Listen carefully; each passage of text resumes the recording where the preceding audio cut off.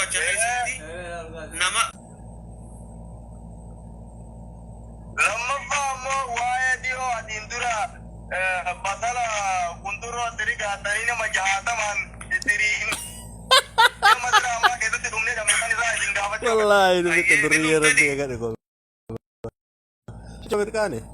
yaa ishee hundaa keenya maaltu nutti hafe of sukkuumaa fullee of rigaa fullee giriino irra muruufin yaa rabbi akka waan ta'a jedhaa fullee nuu guddata jennee uffitaa fullee Atau beri dia. jaatamaa madaraa dalaguu keessatti wal fixee arabti jiru dalaysiisu nurraa yaa nuun jedhe haya mee jecha kun akkana nu godhuun ilmaan oromoo irratti akkana dalaguu waan hin jirre akkatti akkana dalaguu maalii jechaan isin gaafadha laal wanni takka Oromoo dhamaatu jira Oromoo dhamaatu waan namni itti hime xarafa qofa fiidee viidiyoo san laal taate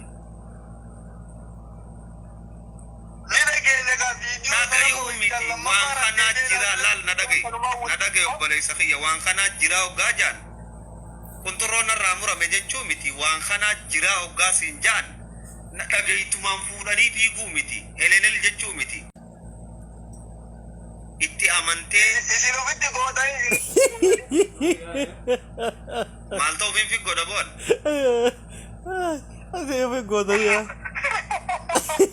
lummaa godhate jettan duuba warra meeshaa xixiqqoo qabuun godhadhu jenne haa anna gee maaliifin itti godhadhe isin maaliifin itti godhadhe barra guddoodha laal oromoo kanaa tanafaa jira warra dhamaa laalin Wallahi kurban kudurnya era bener bener kayak. madhamni kan oromoo himate oromoo si wajjin